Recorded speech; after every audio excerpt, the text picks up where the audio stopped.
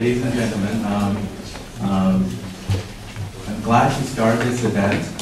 This event is co-sponsored by the DFL department and also by the Institute for Advanced Studies in the Humanities and Social Sciences. I always know it by their Chinese name. And then Professor Chen Zhaoyi will start this event by introducing the research center to us, and then so we'll have her first, okay? Yeah.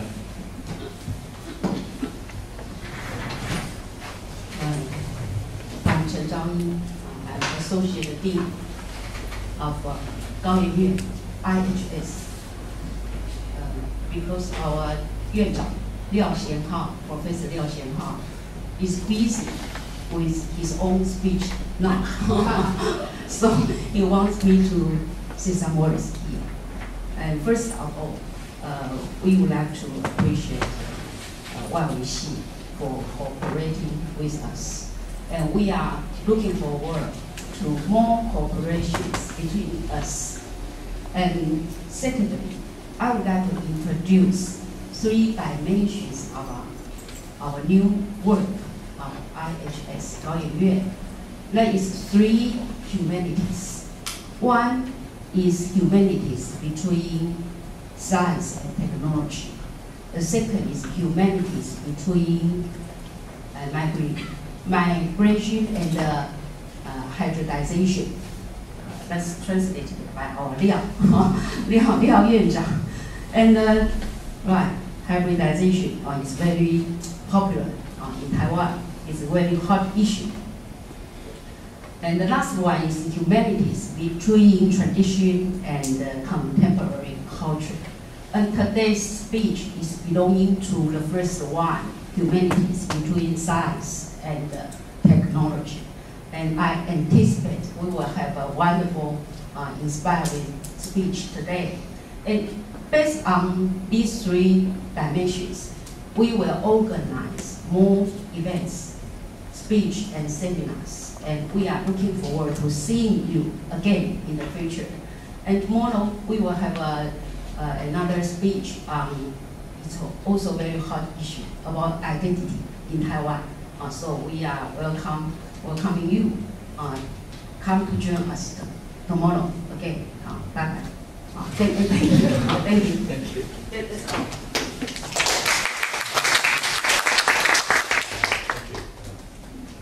Thank you, Professor Chen. And then I think, are you going to stay later on and with us a bit later? Okay, so maybe our colleague will have a chance of knowing Professor Chen there. Okay, let me start this event one more time. Good afternoon. Welcome to the DFL colloquial series. I'm proud to say, on behalf of my department, this semester we have a vibrant continuum of inspiring voices more than ever. In this colloquial talk, you're invited to begin with the consideration of the huge discrepancy between the global connectedness and the national isolation.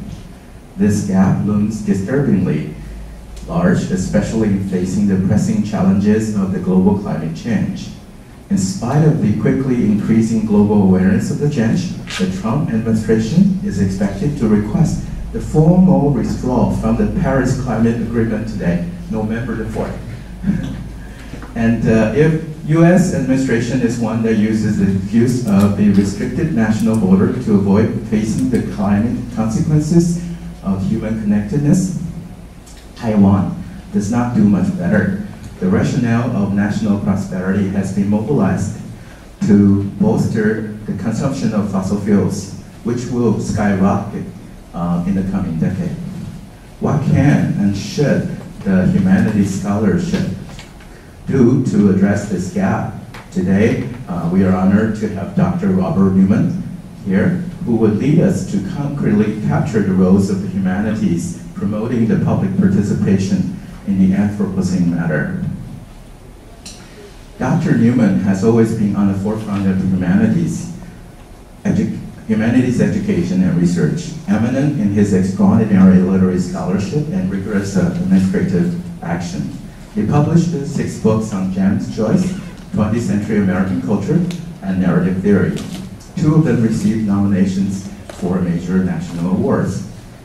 Dr. Newman is also one of the very few elite humanities talents that the U.S. higher education affords.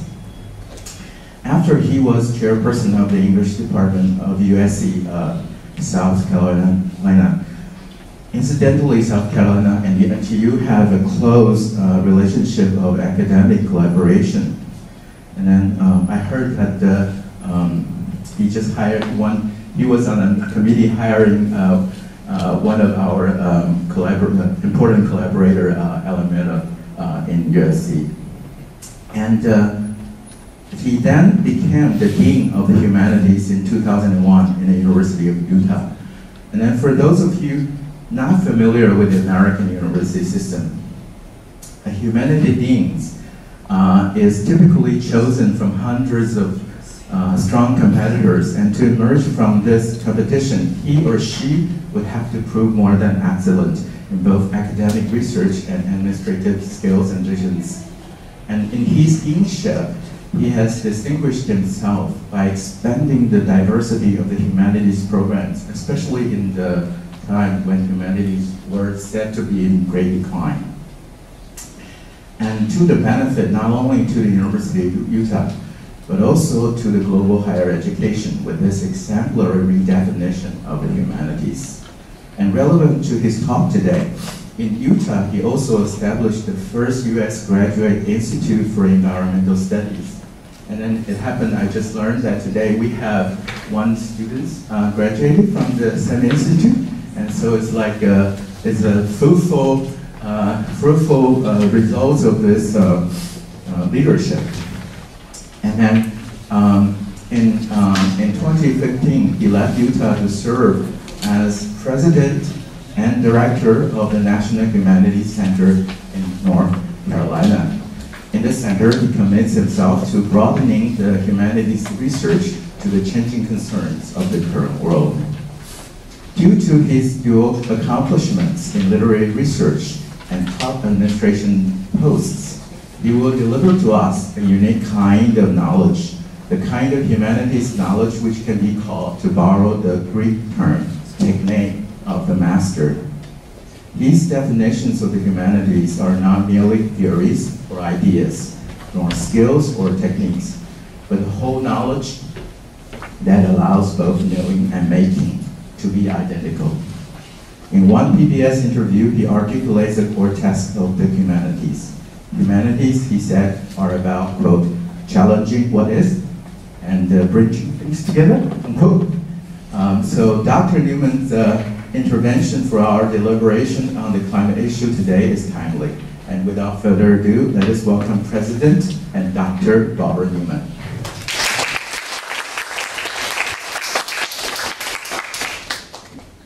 Would you please send a copy of that to my mother? That was a very, very kind and generous introduction, very thoughtful introduction. Thank you so much. It's a pleasure to be back here at NTU. I was last year in 2016. It's also delightful to discover that I have a product from the graduate program in Utah with us, and also the best student I ever had at Texas A&M as a graduate student is with us as well when I taught there. So it's kind of a reunion, and I'm delighted to see all of you here as well. So a lot of this conversation that I'm going to have with you today deals with the American Constitution, but I hope that in our further conversation after my talk, in terms of the Q&A and so forth, you'll see some parallels and connections to global concerns as well, and I'll try to emphasize those, but there's both a local perspective in terms of issues that are going on in America, but as you of course know, with climate change, this is a global issue. So I will try to make those connections as well. The images that I'm going to show that will run during the course of this talk, there's a delay on each of them, they will have some correlation to what I'm saying, I hope. They will both be images of nature, but also images of the destruction of climate change that you will see. So if I bore you with my talk, you can just focus on the images. So let us begin. Let's get this guy to work.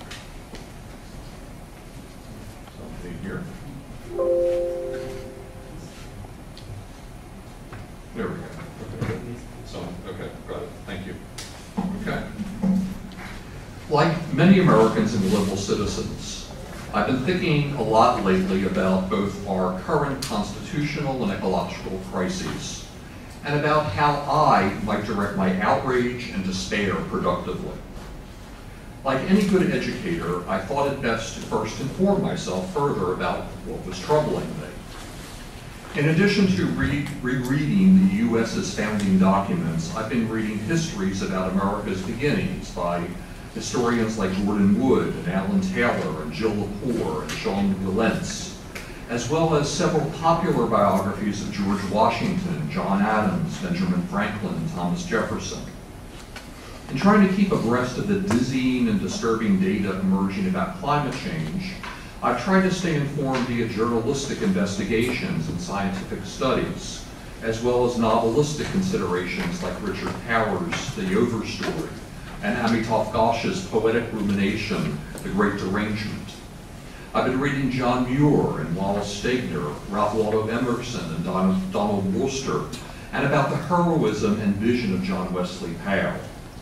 I've also benefited immensely from conversations with the National Humanities Center fellows who have been working on environmental humanities projects, like Joni Adamson, some of you know.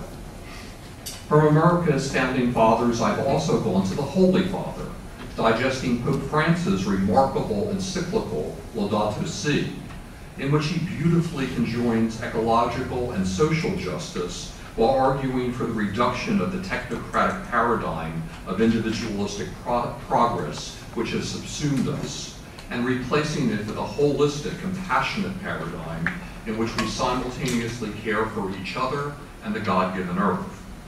It's a far-reaching, comprehensive, and radical spiritual, social, and economic vision in which Pope Francis seems to be collectively channeling Jesus, Gandhi, Bernie Sanders, Bill McKibben, and Jane Goodall.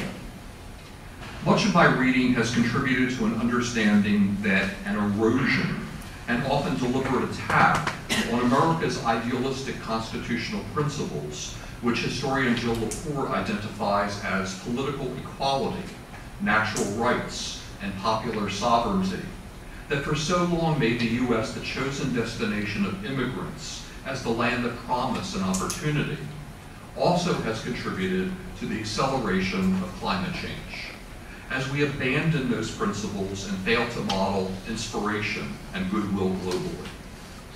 In other words, climate change is not an isolated, apolitical phenomenon, but a symptom, byproduct, and intensifier of a much larger social, legal, and philosophical collapse. An alternative to the term Anthropocene, denoting our current geological age in which human activity has been the dominant influence on the environment, has been suggested by E.O. Wilson. Wilson uses the term Eremocene, or the age of loneliness. Eremo coming from the Greek for lonely or bereft. Focusing on the rapid decline of biodiversity on our planet so that humans, while increasing their proportion of and dominance over the Earth's population, suffer a consequent isolation, commanding the Earth while eradicating its complexity, diversity, and natural beauty. A singular, self-absorbed species, ultimately alone and aloof in a sterile cosmos. In thinking about how to convert outrage and despair into some productive counter-response, I return again and again to the lessons we learned through the humanities. This may sound ironic, since our current dilemma is generated by human dominance, but it's important to distinguish anthropocentrism from the cohesive humanistic ideas that blend social and natural ecologies. It also is inspiring to look to the revolutionary idealism and citizenry which forged the American Constitution in the 1780s, and to realize they must be rediscovered to save it and to save our planet. These are principles grounded in the humanities: character, responsibility, civility, empathy, inquiry, collaboration, the public good, the heroic, beauty, and truth. While the antidote to the age of loneliness is not easily conjured, it begins with these principles, and the climate crisis, I contend, also is a worldwide constitutional crisis. This contention is less a legal argument than a pronouncement on the violation and corruption of the original moral purpose embedded in America's founding document.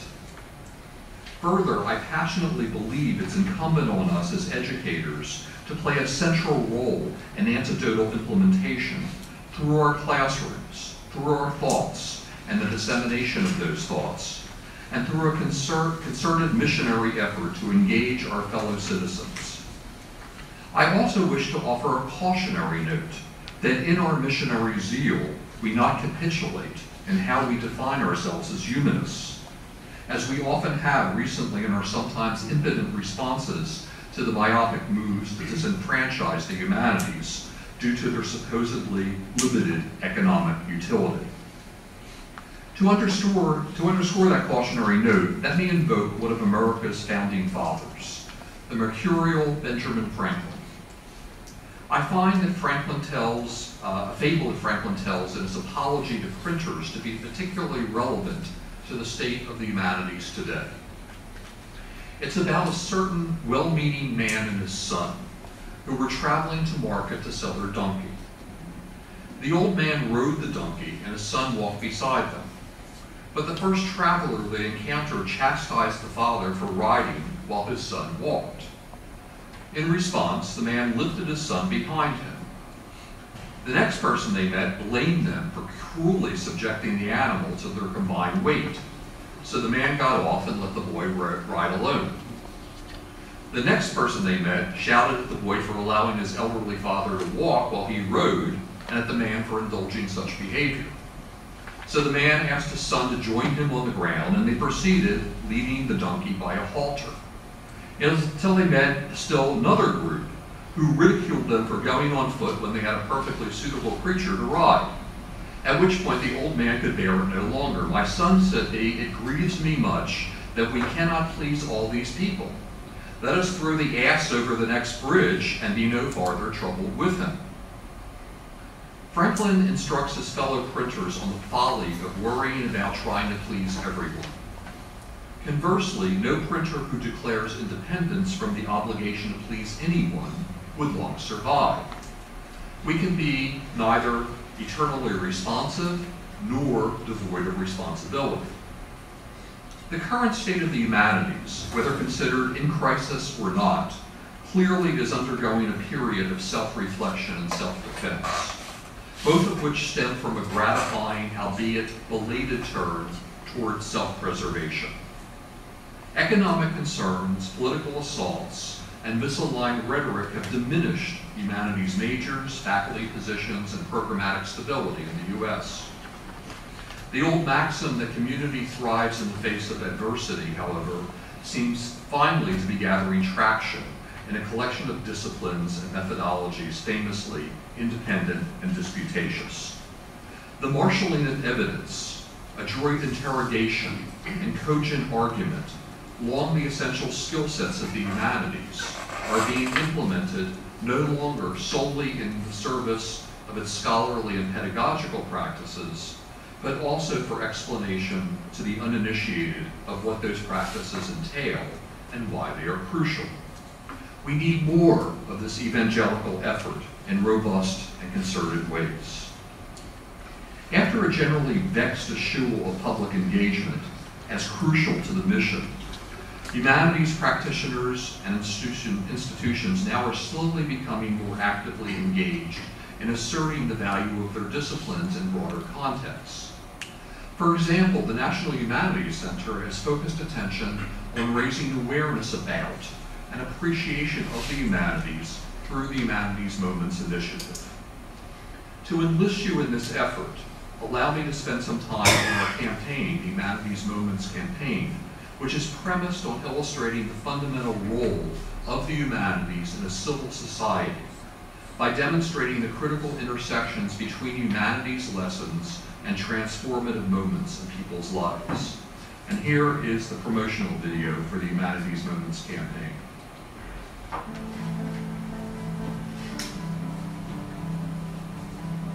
Every day, the humanities touch our lives in myriad ways. They are so thoroughly woven into the fabric of our existence that we rarely pause to ponder how we know the things we know, how the past has shaped the present, or how our culture consists of countless interactions between people from different places with different perspectives. Yet, there are moments when we cannot help but notice the humanities, when we become aware of their remarkable power, and we realize how the humanities enrich us, sharpen our focus, and give purpose and meaning to our lives. One of the things that is most kind of seared in my memory. And he explained it to me, and somehow it stuck when I was 10. That book, in some sense, completely reshaped my life. And then you see the world in entirely different ways. That's what humanity is. Those moments that connect people. For most of the 40 years I've been making historical documentaries, I have been haunted and inspired by a handful of sentences from an extraordinary speech I came across early in my professional life. In January of 1838, shortly before his 29th birthday, a tall, thin lawyer, prone to bouts of debilitating depression, addressed the Young Men's Lyceum in Springfield, Illinois. The topic that day was national security. At what point shall we expect the approach of danger, he asked his audience. Shall we expect some transatlantic military giant to step the earth and crush us at a blow? Then he answered his own question. Never. All the armies of Europe, Asia, and Africa could not by force take a drink from the Ohio River or make a track on the Blue Ridge in the trial of 1,000 years. If destruction be our lot, we must ourselves be its author and finisher. As a nation of free men, we must live through all time or die by suicide. It is a stunning, remarkable statement. The National Humanities Center created the Humanities Moments Project to gather stories about how the humanities profoundly affect people from all walks of life. Humanities Moments occur almost every day and in almost everyone's lives. They review our complexities, our aspirations, our accomplishments, and our flaws. Whether we reflect on our personal experiences or our national history, it is those humanities moments to which we continually return to mark who we are as individuals and as a culture. At humanitiesmoments.org, you can discover these stories from teachers and students, scholars and soldiers, business people and artists. And while you're there, we encourage you to share your own humanities moment, your own story about how the humanities helped you better understand yourself and others, appreciate beauty and truth, make sense of the past, or find a new direction in your life.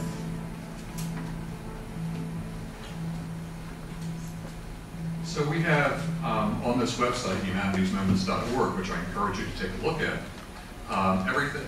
we have about 350 moments from people from all walks of life.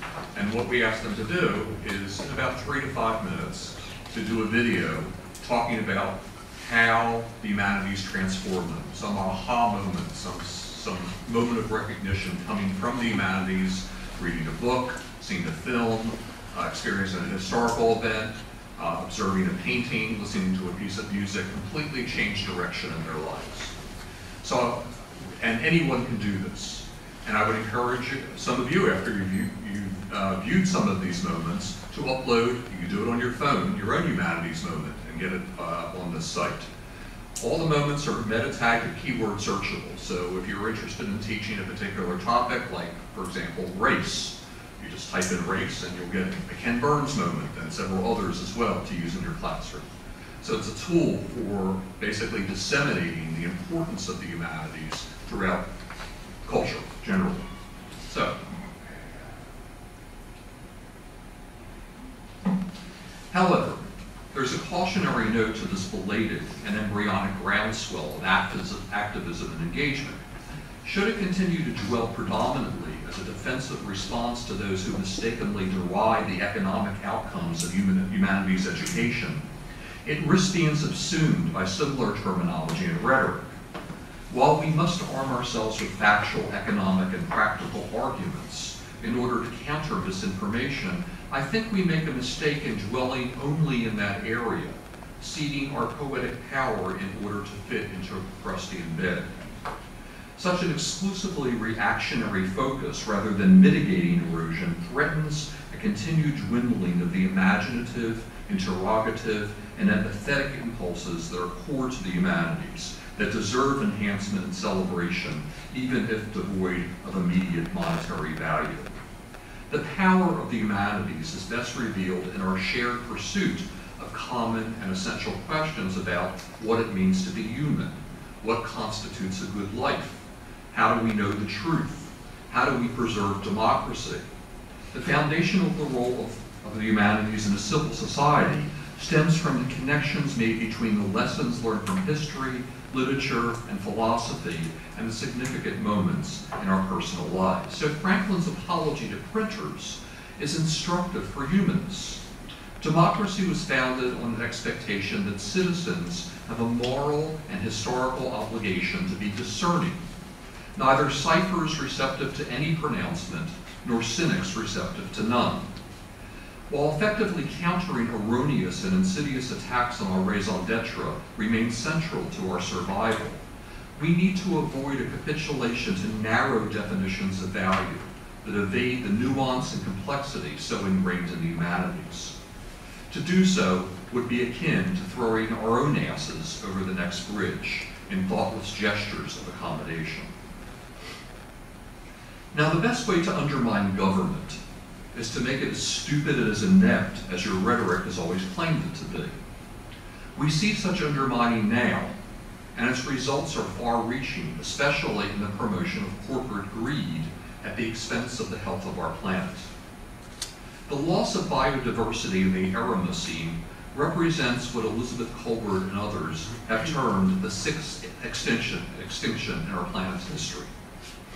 A recent study found that extinctions are now happening at 114 times the normal rate, with an alarming and cascading loss of abundance. If you look at the world's mammals by weight, 96% of that biomass is humans and livestock, just 4% wild animals, as the number of wild animals has plunged 60% since 1970.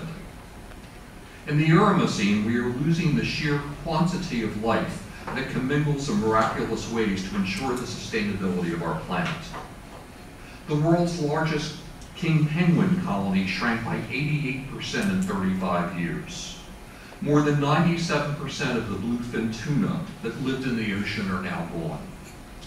The number of Sophie the giraffe toys sold in France in a single year is 9 times the number of all the giraffes that still live in Africa. 93% of land where tigers used to live is now tigerless. A recent report from the MacArthur Foundation predicted that by 2050, there would be more plastic by weight than fish in the oceans. And just a few weeks ago, an article in the journal Science reported the number of birds in the US and Canada has fallen 29% since 1970, accounting for 3 billion fewer birds than just 50 years ago. An area of forest about the size of the entire UK is being lost annually, the vast majority of it tropical rainforests. As Boyd Jarvis recently wrote about the alarming decline of insect populations, the world never feels fallen because we grow accustomed to the fall. With each generation, the amount of environmental degradation increases, but each generation takes that amount as the norm. Less than 2 years ago, in Katowice, Poland, the United Nations Conference of the Parties followed an earlier report from an international team of scientists warning that the planet was closer to dangerous warming than previously believed, and that a critical threshold would be crossed in years, not decades, unless a rapid and total overhaul of global energy systems took place. Such a transformation, they noted, has no documented historical precedent. A similar study from 13 U.S. federal agencies enunciated the extent to which warming is already damaging the country and the world via intensifying drought, storms, and wildfires, and that losses to infrastructure and property could run to hundreds of billions of dollars annually. Yet, President Bolsonaro of Brazil is a self-proclaimed climate change denier who is dedicated to clear-cutting and burning the Amazonian rainforest, the lungs of the earth.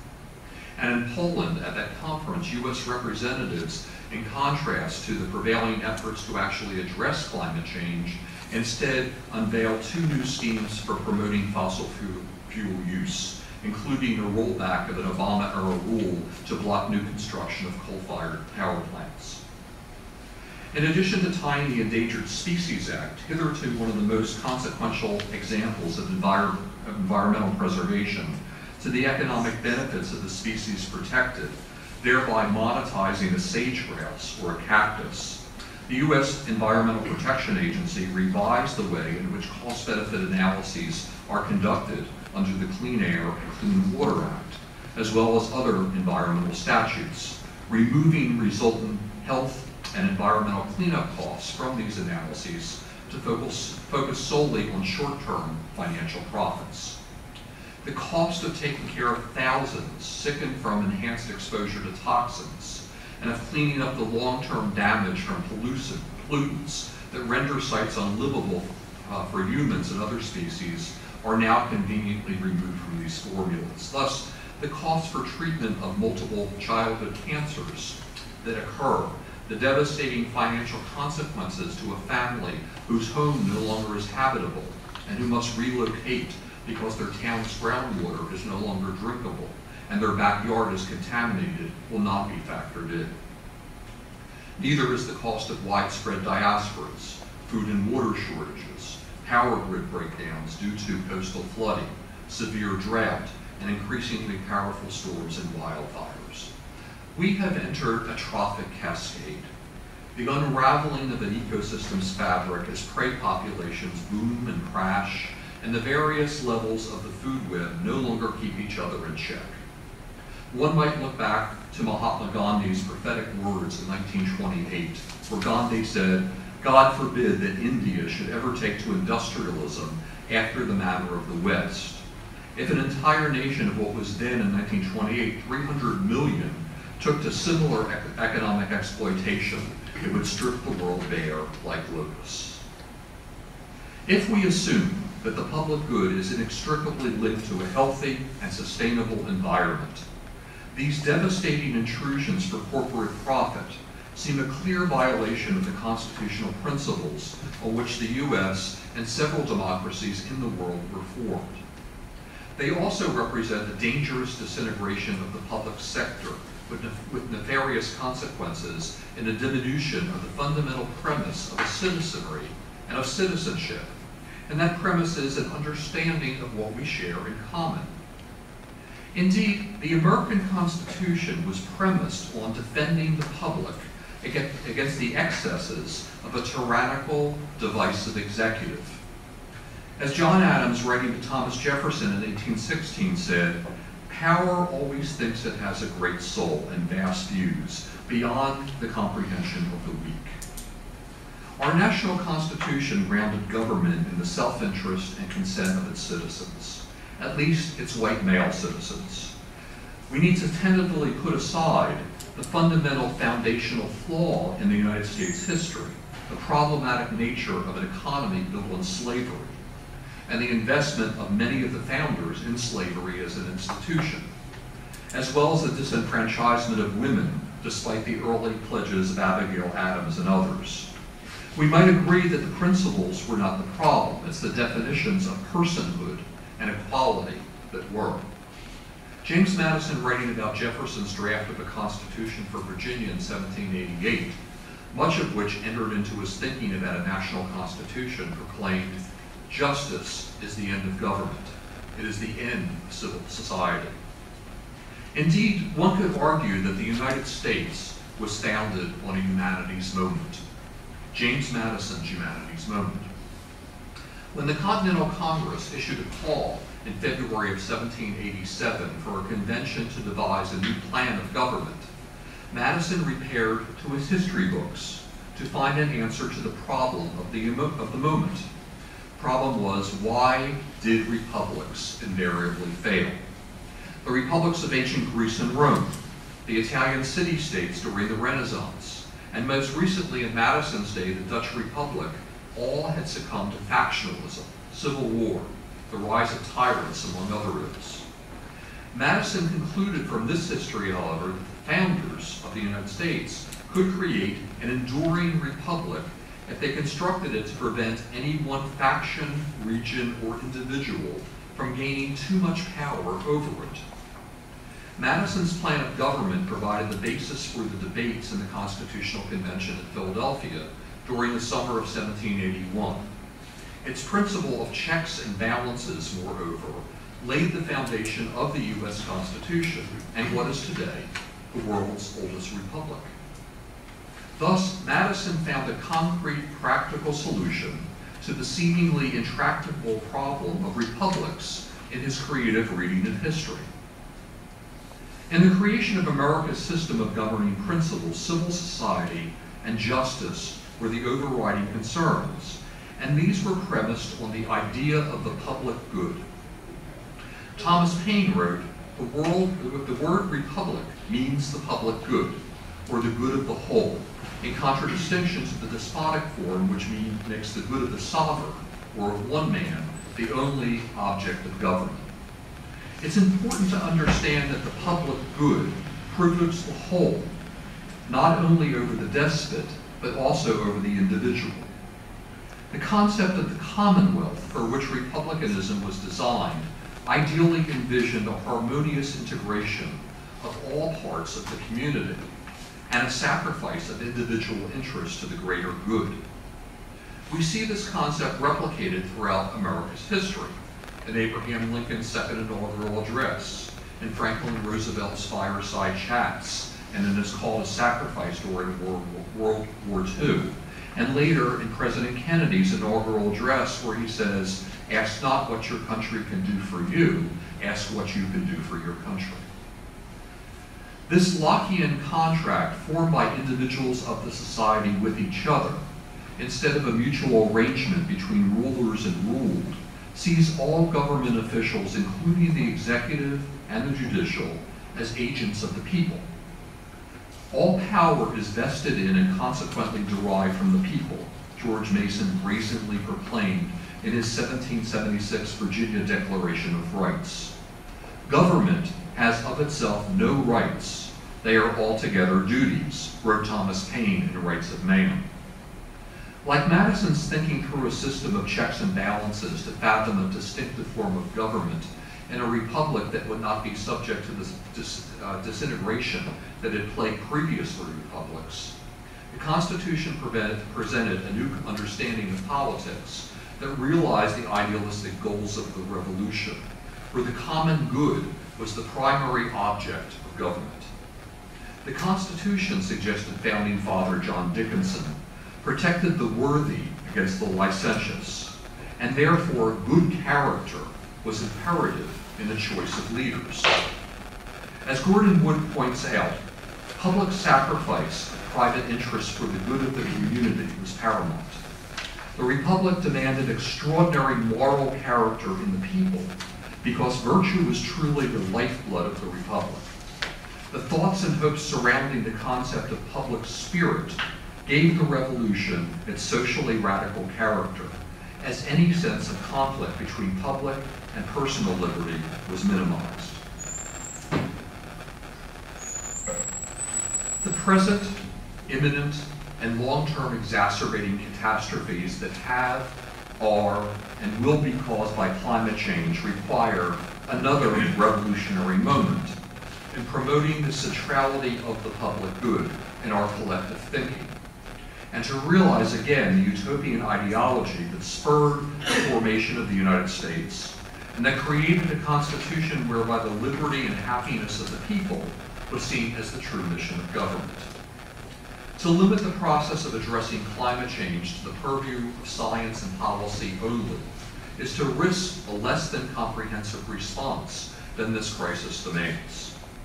Just as environmental research and studies have been broadened by integrating science and policy with humanities lenses that provide focus and context in terms of place, ethics, storytelling, and culture, such sharpened and expansive means of problem solving are imperative for countering human-caused impending disasters with integrated and legacy solutions. Likewise, to ignore the pervasive and mounting effects of climate change in what we do as humanists is to hermetically seal ourselves off. In arguing for more pronounced connections between the humanities and ecology, which the rapidly emerging field of environmental humanities has undertaken, I return to the original impulses in both humanities and ecology, and their primary methodologies, interrogation and bridging. I wish to argue for a restoration of a poetics of ecology and an ecological humanism, a reinvigoration of critical focus on the process of discovery as well as on product, and a celebration of the personal as it animates the collective. I also wish to argue that it's incumbent upon us as scholars, students, teachers, and advocates for the public good to enter into the fray of contemporary concerns and to play a significant role in addressing the large questions that confront us. As a former dean who established the United States' first graduate program in environmental humanities, I recall the frequency with which I responded to requests for economic justification of the humanities from parents and students and legislators and donors and community members, the corporate sector, as well as my own colleagues in the faculty and presidents. While the culture wars of the 1990s were fraught with questions about what the humanities should be, today the conversation is often more characterized by whether or not they should continue to exist. The same kinds of economic exclusivity pervade policies and processes used to justify the recently accelerating deregulation of environmental protections, conservation practices, and species safeguards. Such arguments and justifications are premised on half-truths, misinformation, and short-term thinking that violate the integrative principles and holistic approaches that are at the heart of both ecological and humanistic thinking, and they constitute dangerous pathways which ultimately undermine both individual fulfillment and collective sustenance. Indeed, facts now have alternatives, and the credibility of intelligence reports, economic data, journalistic accounts have often been labeled phony, hoaxes, and lies. By constantly casting what traditionally have been legitimate means of conveying information now as sinister manipulations to achieve a depraved agenda, trust gets destabilized, paranoia gets enriched, and insecurity is heightened. For those who succumb, the only consistency and reassurance rests in accusation and in the grandiose promises of some halcyon restoration. Such is the well-trod historical path to totalitarianism. The assault on nuanced thought and critical interrogation, the essential tactics of both the humanities and ecology, also is evident in both the language and its means of conveyance chosen by some of our current authorities.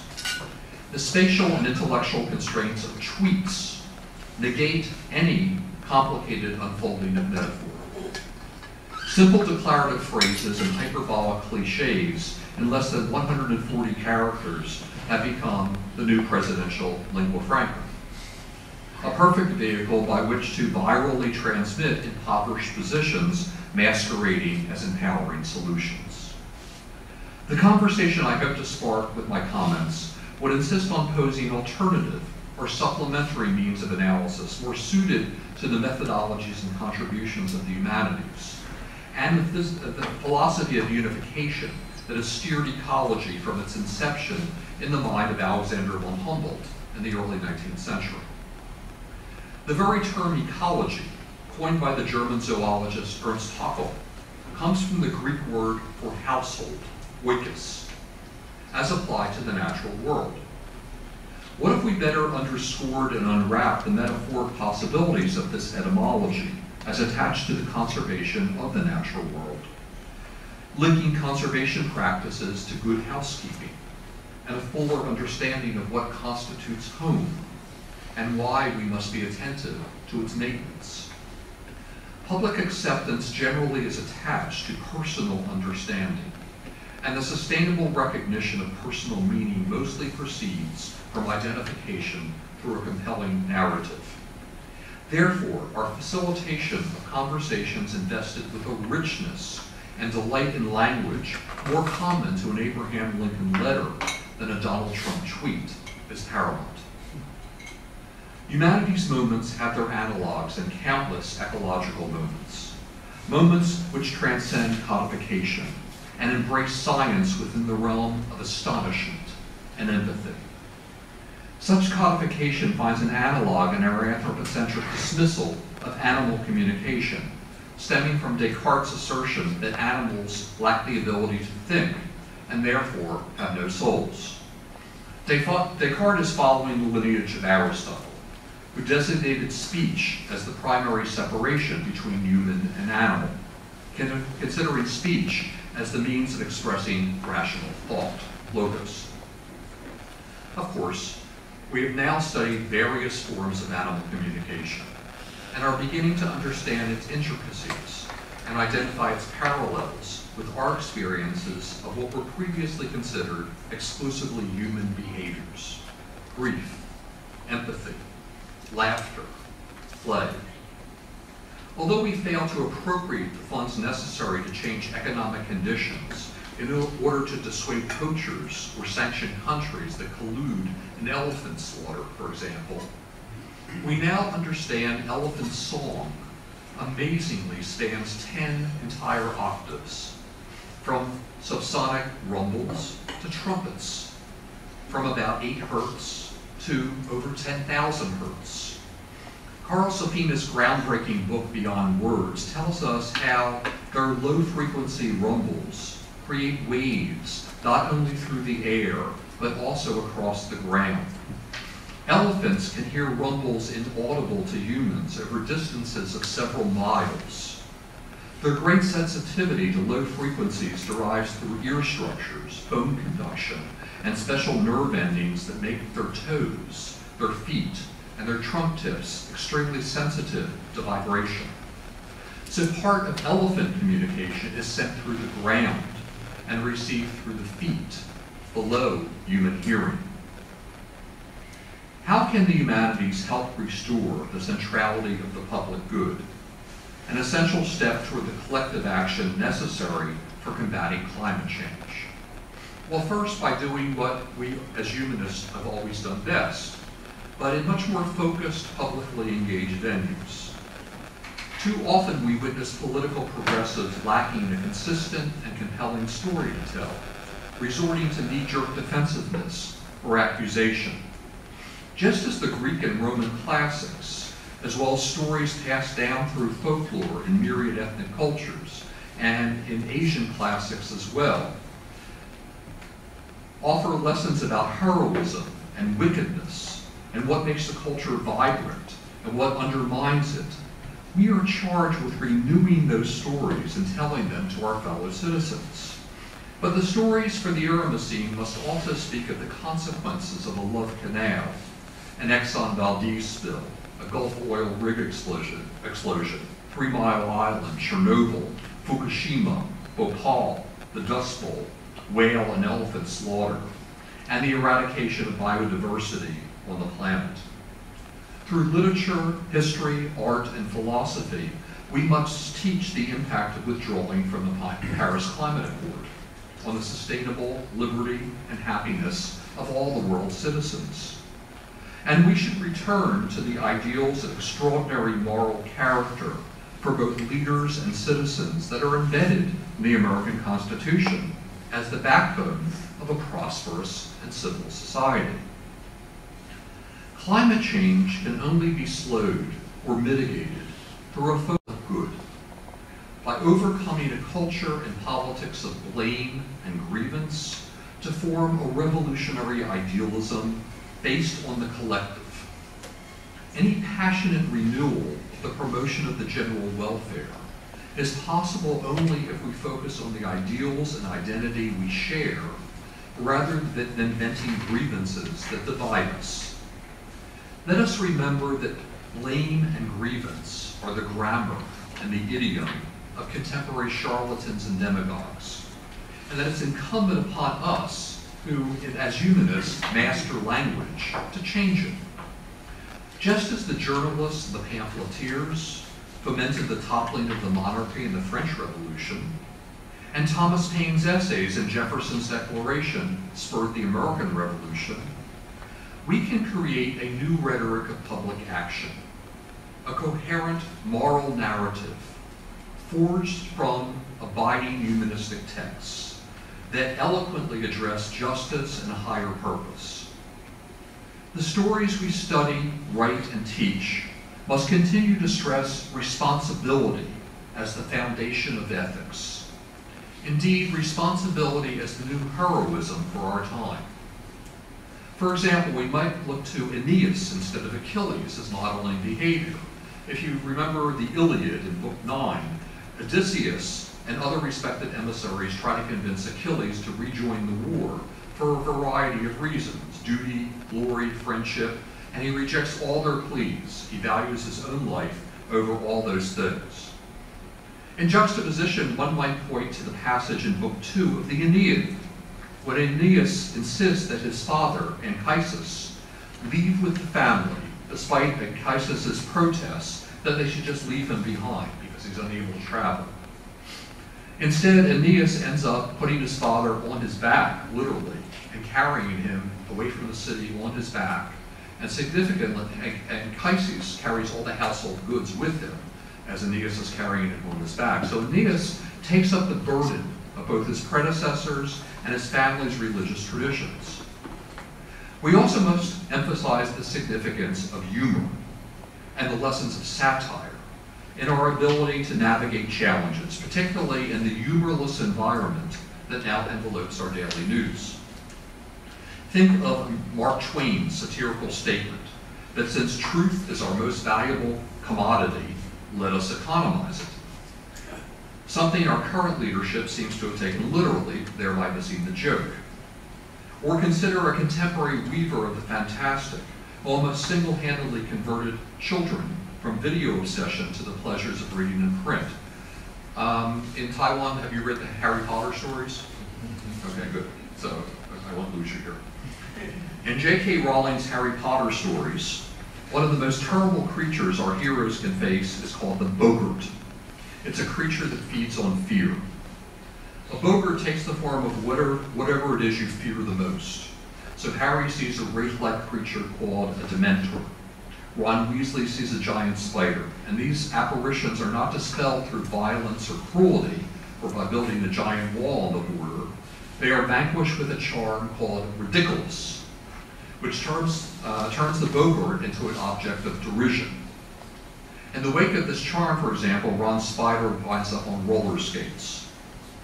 We need to find new charms to defeat Boggarts via reason and humor and imagination and compassion. And also, let us not neglect the power of the visionary and the spiritual, the shock of recognition, the non-linear humanities moments that empower and fulfill us. Think of Lakota Sioux Black Elk's vision, in which he was shown all of creation and his place in it, including the past and future of his own people. Near the end of his vision, he stood on a tall mountain and looked down at the world. And while I stood there, I saw more than I can tell, and I understood more than I saw. For I was seeing in a sacred manner the shape of all things in the spirit, and the shape of all shapes as they must live together like one being. And I saw that the sacred hoop of my people was one of many hoops that made one circle, wide as daylight and as starlight. And in the center grew one mighty flowering tree to shelter all the children of one mother and one father. And I saw that it was holy. Finally, we must rethink our profession if we are to recapture and sustain the influence so necessary to shaping a better world. Just as race, class, gender, and sexuality studies came to pervade humanities research and pedagogy during the past 3 decades, it's now imperative that ecological studies also be integrated in similarly prominent ways. All of these things connect the individual to the collective in addressing historical and present problems, and all seek solutions for wider inclusion and justice. Indeed, the threat of climate change is an existential crisis, a crossroads of conviction about how we define our personal identities, not in isolation, but in recognition of the intricate web of relationships that sustain the earth we inhabit. We must understand that ecological and social concerns are in concert rather than opposition. As Pope Francis Laudato Si states, a true ecological approach always becomes a social approach. It must integrate questions of justice and debates on the environment so as to hear both the cry of the earth and the cry of the poor. The linkage of the scientific with the spiritual offers a radical corrective to a world out of balance that draws generously both on theological predecessors, but also on the secular lessons embedded in the humanities. By grounding our own revelations in these connections, the humanities offer the most cogent and powerful possibilities for rectifying the age of loneliness. And it's crucial that practitioners of the humanities provide leadership for doing so. To do so requires a paradigmatic shift, with educators introducing a revolutionary pedagogy to promote this shift. I believe this pedagogy would focus more on legacy projects, wherein our students are compelled to consider how their actions have impact beyond themselves, and what consequences their lives have on future lives, both human lives and not. Thomas Dewey told us that democracy has to be born anew every generation, and that education is its midwife. I am calling for a restoration of the Dewey-esque curriculum, a thoroughly integrated ecological pedagogy, premised on an insistence on converting theory to practice, and focused on a politics of equality that extends beyond anthropocentrism. Such a pedagogy would also point to information and civic literacy, embracing constitutional principles inherent in Alexander Hamilton's proposition in Federalist 1, that good government follows from reflection and choice, rather than being destined to depend on their political constitutions, on accident and force. It also must re-examine the question of what constitutes usefulness. Restricting the definition of usefulness only to economic productivity, while ignoring ethical considerations and social goals, presents an impoverished perspective that unravels public cohesion. In such circumstances, we may teach our students what things cost, but they won't understand their worth. Bemoaning the rule of self-destructive financial calculation governing every walk of life, the great economic theorist John Maynard Keynes lamented, "We destroy the beauty of the countryside because the unappropriated splendors of nature have no economic value. We are capable of shutting off the sun and the stars because they do not pay a dividend." A Chinese proverb from the 5th century BC states, "If you are thinking 1 year ahead, sow a seed. If you are thinking 10 years ahead, plant a tree. If you are thinking 100 years ahead, educate the people." Environmental issues can't be solved by science or technology alone. Each issue interacts with policy, market forces, cultural, and historical factors, and requires the ability to effectively communicate about problems, think creatively about solutions, and work collaboratively with people across disciplines. Complex problems are not solved with one-dimensional solutions. They require nuance, context, and nimbleness. Our digital architectures have permitted us to extend our classrooms now beyond four walls, and our research beyond hard and soft covers.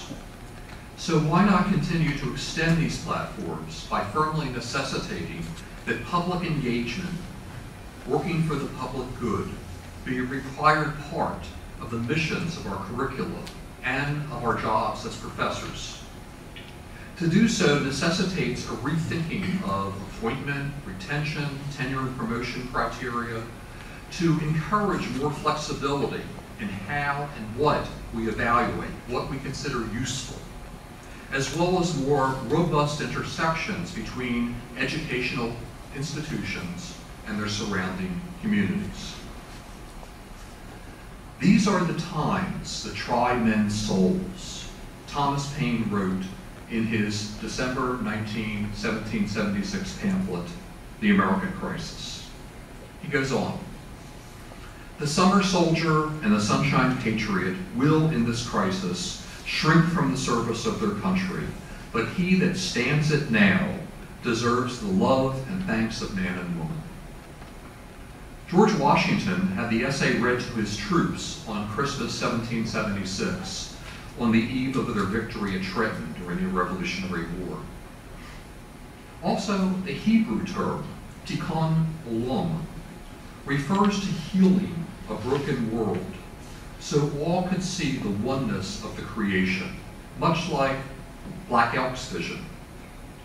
It goes back to the Old Testament Abraham, winds through the Kabbalah and Midrashic thought, and is made manifest in the modern mitzvahs that constitute acts of goodwill. It is a profound joining of mysticism with activism. Its spirit is inherent in the American Constitution, in ecological thought, and in the mission of the humanities. As the heirs of Aeneas and Black Elk, Thomas Paine and Jane Goodall, it is incumbent upon all of us in a time that tries many of our souls to stand and promote the humanities in order to heal the age of loneliness. Thank you.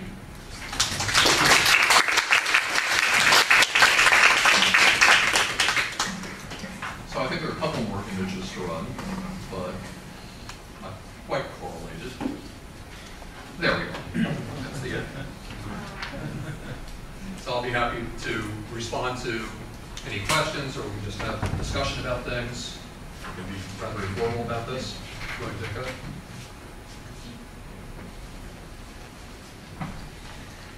Any comments, questions?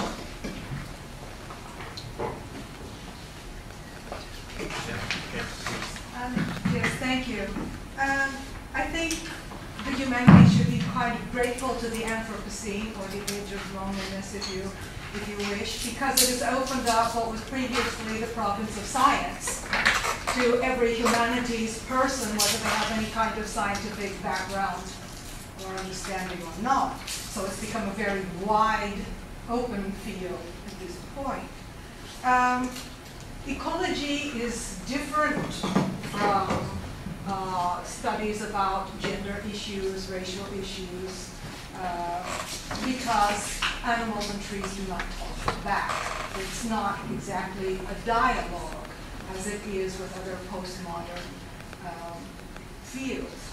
And finally, I would like to challenge the humanities, because I think for the past 30, 40 years, it has indulged in arcane and elite language intentionally to distance itself from the public, and has a lot to blame itself for the kind of alienation and the failure of education to the general public that would vote for a Trump, per se. So what you are calling for a revamping But I think, and I can probably speak of several people in this room that have indulged in that arcane and elitist discourse, principally to distance themselves from the general public. And we cannot now fault the public for being ignorant when the humanities has divorced itself from public good.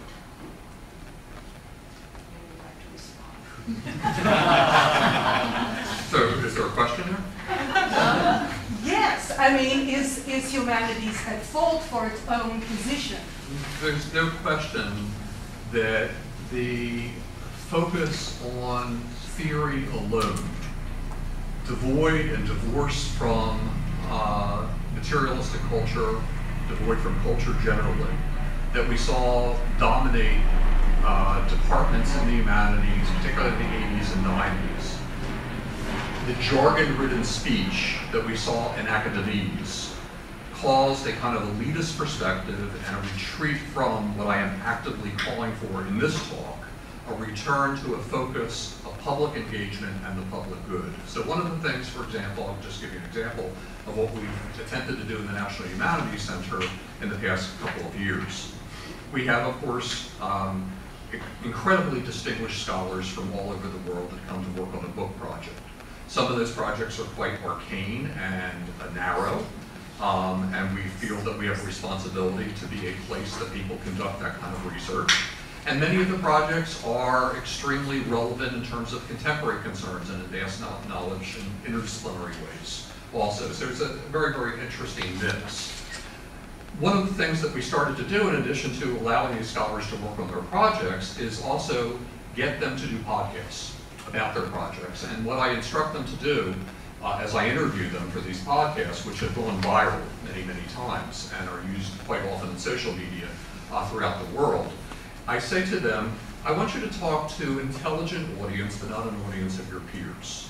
And I want you to describe in language that a smart person, but not necessarily an expert in the field, can understand why you're doing this project, what is your passion, your personal passion for this project, and how is this project going to make the world a better place? In other words, have an impact. And I think when challenged to do those kinds of things, which we in academia often, I agree with you completely, are not challenged to do, our scholars will come through. And I think given the dire circumstances with which we're faced, given climate change, given the rise of autocracies throughout the world, the collapsing of some democratic principles here and there as well, I think it's incumbent upon us who are the masters of language, who are the skilled rhetoricians, to become part of the public sector and to consider as an underpinning in everything that we do the concept of the public good, how our work influences and affects the public good. I would take your second point about how ecological thinking is not of the same plane as race, class, and sexuality theory. I take that to task a little bit in the sense that I understand, of course, the distinctions, but I think there's an underpinning in all of these things in terms of connecting the personal to the collective. And I think identity also and identity studies need to be relevant to thinking about collective action and collective concerns. So I think we're very much in agreement. And I think institutions of higher learning in particular need to begin to further interrogate and question and challenge this whole idea of what is useful and what is significant and what's important. This is not to denigrate important scholarly research, which still is a good in of itself. But I think we are multi-skilled in the professoriate normally. And we should have as part of our mission and our responsibility engagement to promote the public good with our scholarship and with our pedagogy. I think you should probably give that the speech you just gave us to the Ministry of Education here. If I'm invited, I will. In fact, it just occurred to me that we have another big administrator here, Professor Hong Xingyang. Next year, Blue Luna Tour is going to have a biannual exhibition. He's in charge of the exhibition, and he's directly addressing the issue you're talking about. And I don't know, like with your power, and I don't know if you could organize a kind of talk of Professor Dr. Newman and Bruno Latour. It will be very fruitful because one of the major agent, right, in all of these talks will be how the United States or how the American fit in the whole Anthropocene, like it kind of have a big profile, right? I don't know. I mean, if that is done, like I would be very happy to see that kind of collaboration. And the result, I think, would be like spectacular in a sense, like we all look forward to. And it's like a very, it's like human civilization kind of talk, I guess. Yeah. I think Ministry of Culture is in charge of that. Yeah, maybe you could talk to them and then I would like to comment on your comment in response. I think the issue is not with humanities, but with academia as an institution. You know, the whole structure of our academia is like to push the professors, and not only here, but also in the United States, to publish or to publish, right? So in order to promote, in order to like show you are qualified to teach, then you have to publish, you have to theorize, you have to somehow withdraw yourself, that you confine yourself in piles of books or archival research in order to write papers, right? So I think the question is not with humanities, it's the institution. I'm talking about discourse, I'm talking about the language used, and that is very much part of humanities. Scientists just talk as plain as they can. Humanities has intentionally obscured its discourse to create an elite class. Because anybody can read a novel. So why do you have to be a professor to read a novel? You write it in arcane language. So I've always been of the opinion that anybody who's truly, really smart can explain complex questions in accessible ways. Yes. To tell stories. And telling stories is exactly one way to do that. So I think that's very important. So I'll just tell you kind of a slightly personal story. So and Rose does this because she sat in some seminars that I taught. I used to teach postmodern theory quite often. A lot of my early research was very much in the mode of Derrida and deconstruction and so forth, and I was very much steeped in that.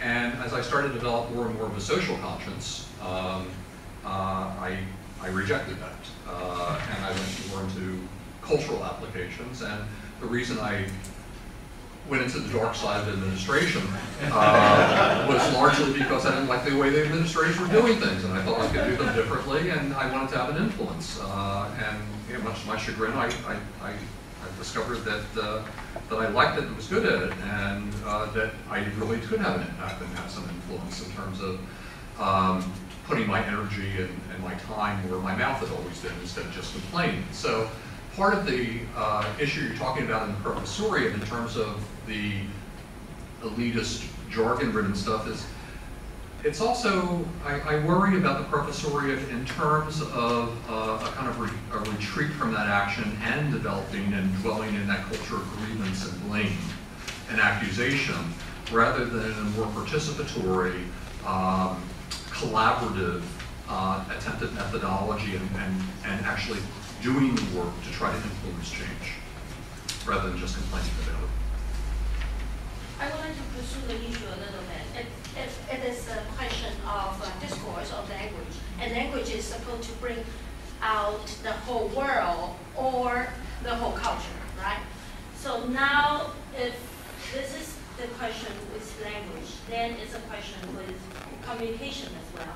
Communication that will help us to close the border between science and humanities and generation as well. I would like to put forward an example that only happened recently.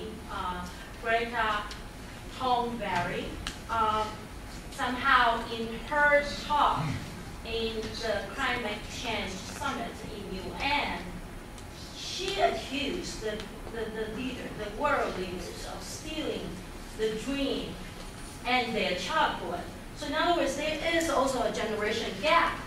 How would we respond to that part?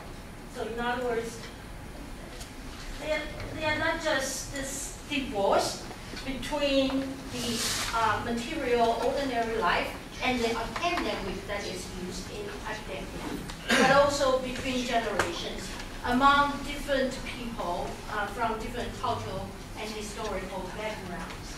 So I'm interested in the way that you communicate and bridge the differences and the ideas and how you will be able to bring everybody together. Well, I'm not sure I can do that myself. But certainly, you know, Greta Thunberg, who I just admire tremendously, I mean, I think she sees, as we all should see, that we're in a dire situation unless we have dramatic change and change our lifestyles and the manner in which we consume and waste and address those things dramatically, that the planet's going to crumble in very, very significant ways. So what I was arguing for in this talk is just as, and to go back to your point, just as we in the humanities seized on, and I think we rightly in terms of the premise, and perhaps the execution wasn't done as adroitly as it should have been, but in terms of the premise that it's important to address historically marginalized people and bring them back, to bring their narratives back into the mainstream. And we do that through race, class, gender, sexuality studies, etc. And so there's important impetus to that. I am arguing that I think it's important, indeed dire, indeed drastically dramatic at this point, that we also thoroughly integrate ecological concerns in everything that we do. And that becomes a fundamental, pervasive part of all curriculum. Yes. And we are, you know, we would not be inventing the wheel by doing that. So the government, I spent a lot of time in Costa Rica. When I started the Environmental Humanities program, we sent a few interns to work with the Costa Rican government in terms of their carbon offset program. And the government there, essentially, they begin in first grade, and students are taught to measure their personal carbon footprint, their family's carbon footprint, the school's family footprint, carbon footprint, and how to offset it. And they learn to appreciate the ecology, the economics of that country is premised on ecotourism. That's how they sustain themselves. They pay ranchers not to cut down trees, farmers not to cut down trees, to preserve this and enhance that kind of carbon sinkhole as well. And you talk to almost any laborer from any class status in Costa Rica, and they can identify the birds that are around them and the animal life that's around them, and they understand the importance and the integration of that ecosystem. That's the kind of education that has to be fundamental. Jane Goodall's Roots and Shoots program attempts to do just that. It's a program to basically integrate environmental understanding and advocacy in elementary schools. And again, with the, I don't know if they continued this when I left, but we had a Roots and Shoots program that we had a couple of interns in the Environmental Humanities program at Utah working in some of the elementary schools throughout the community. I hope it still continues. So I think that kind of thinking, starting from the very beginning and making it a family affair, and going back to the idea, the root word of ecology being household, we have to take care of our homes, and we have to question what makes a home and what makes us want to come home rather than leave home. And those kinds of metaphors and the stories that are incumbent to those metaphors have to flow through our pedagogy.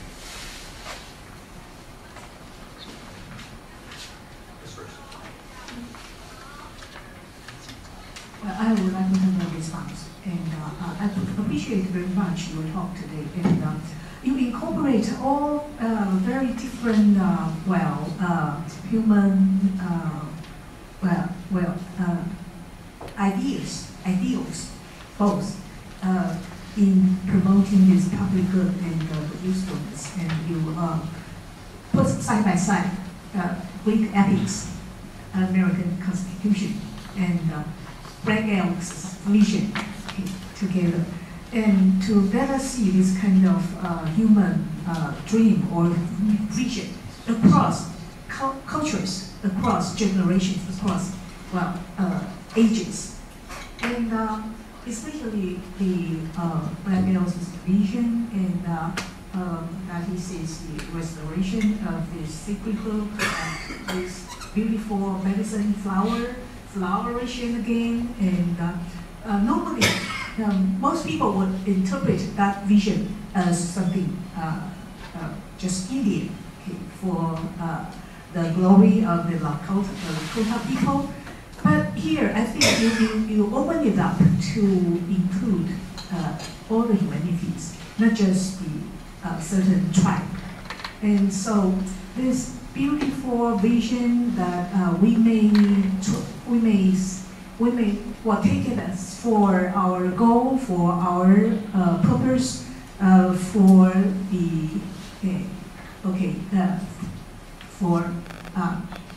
engaging with the world, engaging with all the people.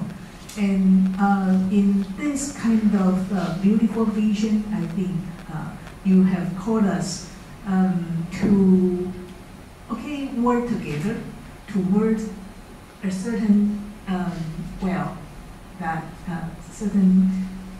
certain kind of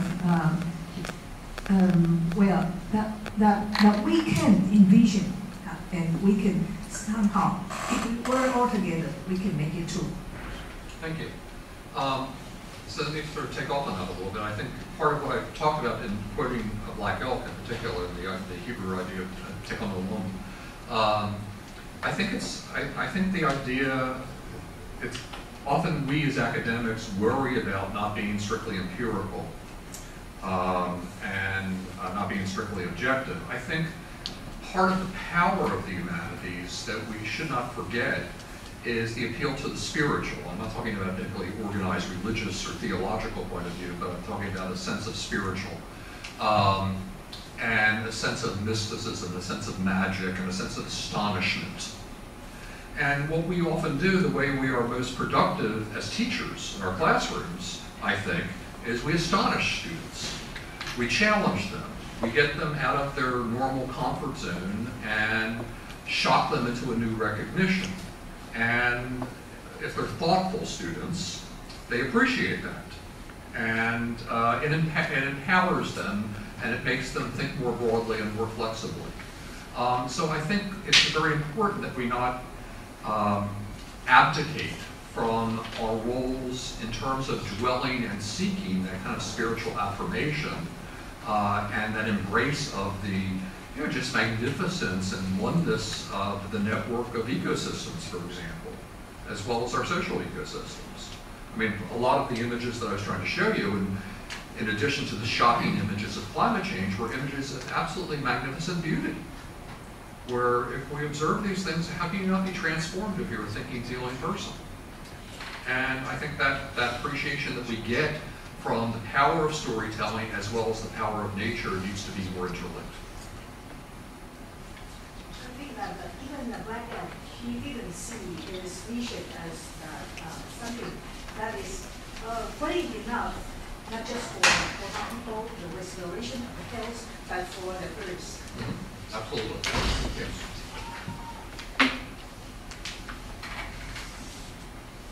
Yes. Right there.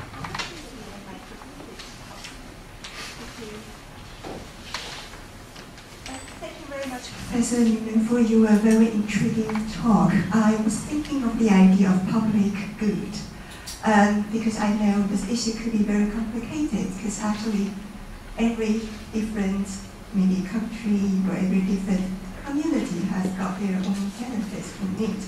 So my question is, how would humanities and pedagogy contribute to the consideration or the shaping of the public's awareness of the idea of public good?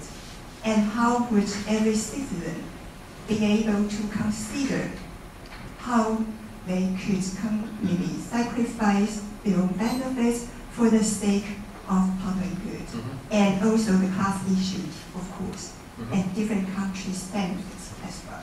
I know this is very challenging. No, it's a very challenging question, and it's a very complex question as well. And you know, I do not presume that all cultures are the same, or countries are the same.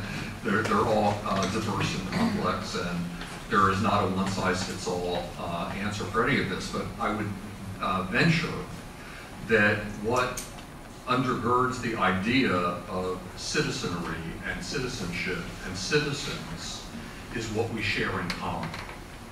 And one of the fundamental modes of inquiry in the humanities is to find that commonality, rather than divisiveness and separation. So that commonality is, I think, the key to the idea of the public good, to good government, to being good citizens, to living a fulfilling life. And it's the very kinds of things that we actually teach in our stories in the humanities text, generally speaking. So, I mean, we can go on and on in terms of how the concept of the public good in the American Constitution may differ from that in the Taiwanese Constitution, et cetera, and I'm sure there are vast differences. But I think what we share in common as an undergirding principle for citizenship, I think probably is applicable to many countries.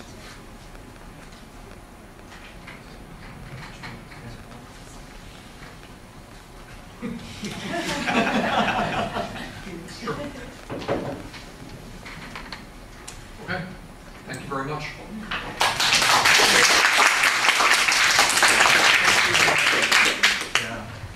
So thank you for being here, and then we have a very fruitful discussion. I hope that in the future, like we do have a further discussion, maybe probably with Professor Tour, and then that would be really, really exciting. I love his work. Yeah, yeah. Thank you. Thank you.